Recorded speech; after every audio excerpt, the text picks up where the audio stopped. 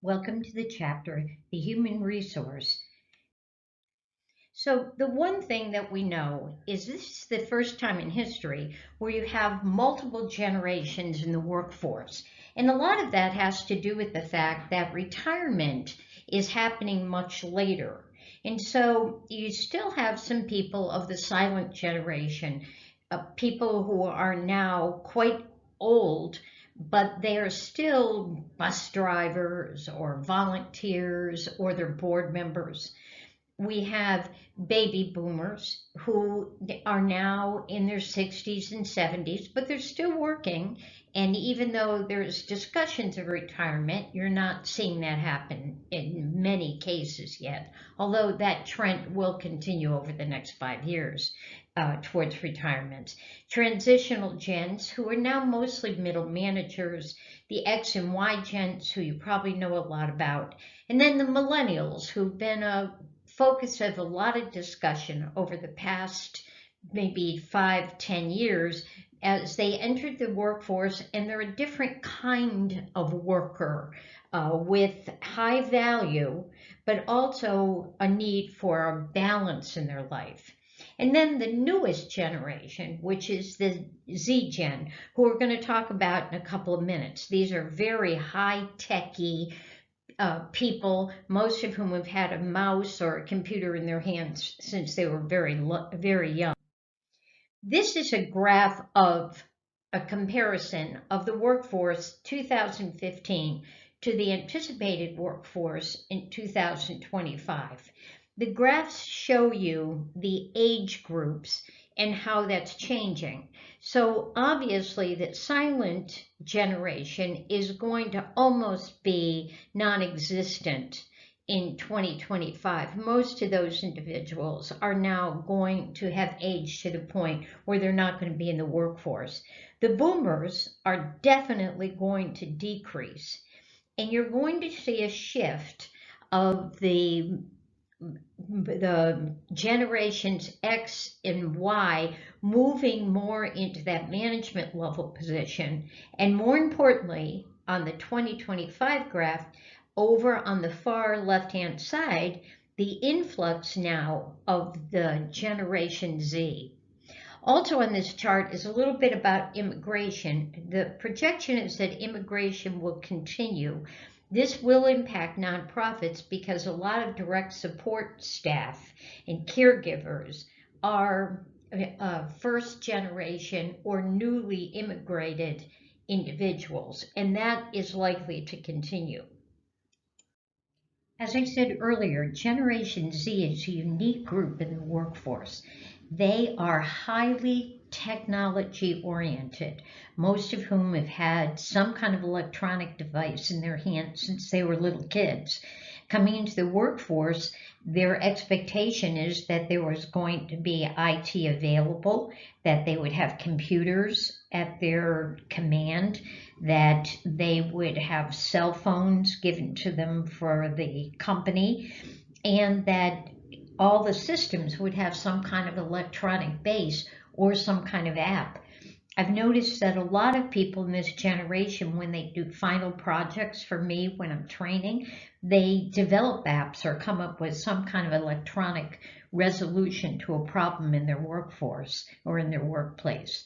Let's go back to the millennials for a minute because they will make up the largest group in the workforce.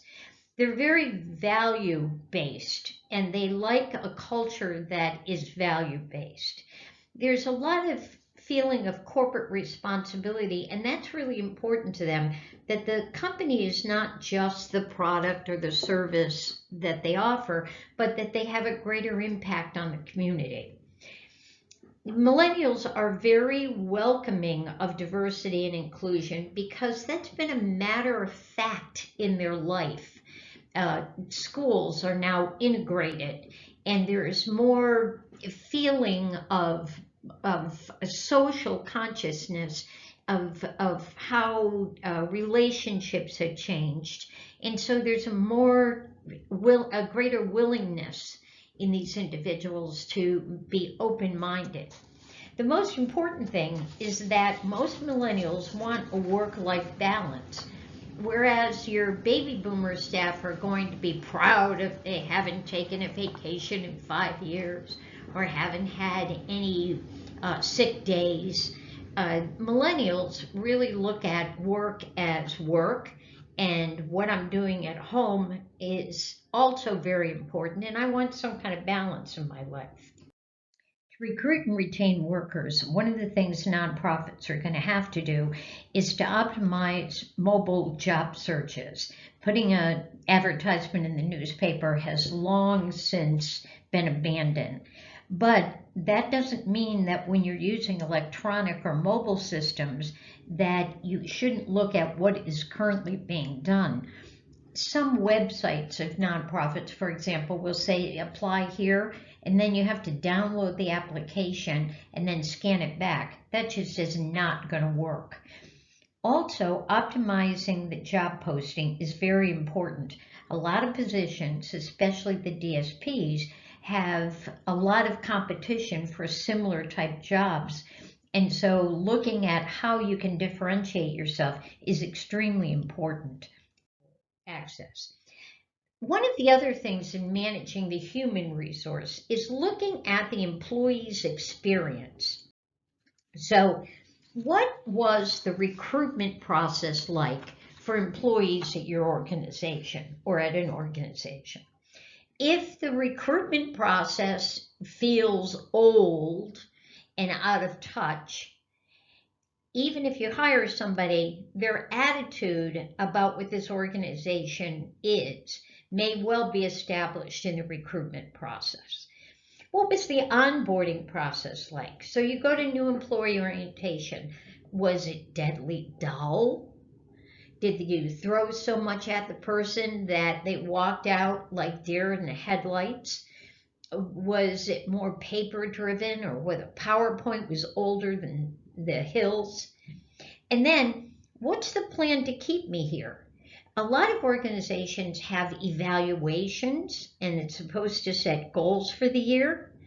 But a lot of employees will tell you that the goals never happen, that the supervisor never talks to them about the development plan. And if there's one thing about millennials and Z-Gens, is they want opportunity. Opportunity to move up in the organization and also opportunity to grow. So what works? I always call it the growth method. Having growth opportunities, feeling respect, that people are offered input so that you're not just there receiving direction, but you're also there as part of the decision making. We talked about home-work balance. The why question. Why are we doing this way? Why are we making this change? I think that's very important. And obviously health insurance and benefits, but health insurance for younger staff is the determining factor. It's also important to encourage curiosity, make things fun. And so when you're teaching, don't just teach remotely and rotely. Try to teach so that it's kind of interesting. So things like this, gamification. What do you see in the first slide? 2 people or a vase? Do you see 4 sticks or 3 sticks? These are good kind of pieces to use in terms of, okay, so what's your perception of people with disabilities? Some people see them as people first. So, one-on-one, person to person, that really looking at them. Other people see them as an object of care. So you can use things like this, like these 2 examples. Perception, 4 or 3. People see implementation of goals very differently. Some people see a goal that says a low salt diet as not 1 grain of salt. Another person sees low salt diet as don't add any more salt to the McDonald's fries. Well, what does low salt mean? Our perception sometimes dictates how we act. Obviously, one of the things that is going to be a challenge is to blend this diverse workforce. Most organizations do cultural diversity training. I also recommend that organizations set a very firm standard of acceptance to ensure that teams, no matter who composes the teams, work effectively together. We have to expand the pool of new workers, and we have to attract a wider range.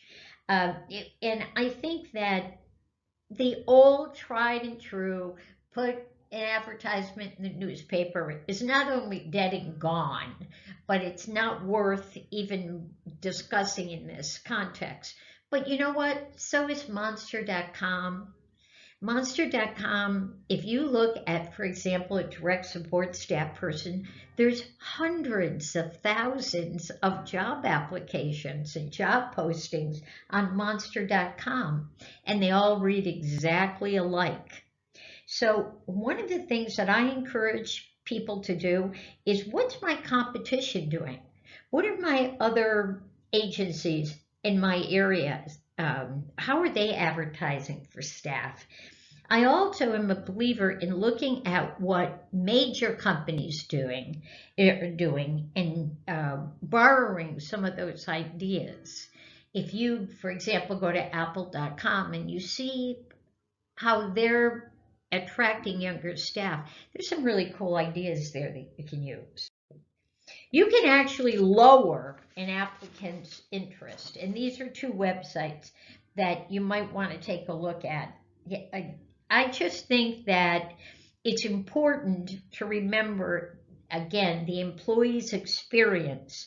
What is the applicant and the employee going through? Are we increasing interest or are we decreasing interest? So where does all this lead us? Human resource is about the human resource. Policies and procedures should be staff friendly. They should be reasonable. They should reflect a changing workforce and changing work environment. A lot of the policies and procedures are more these things you can't do. And I think that the way that they're written and presented to employees makes it a them and us kind of feeling rather than the employee being part of the team. We really have to be sensitive to the fact that the workforce is changing. We've got to get current. We have to stay current. Thank you all for taking time to look at this video. And if you have any questions, let me know. You know how to text me and how to email me.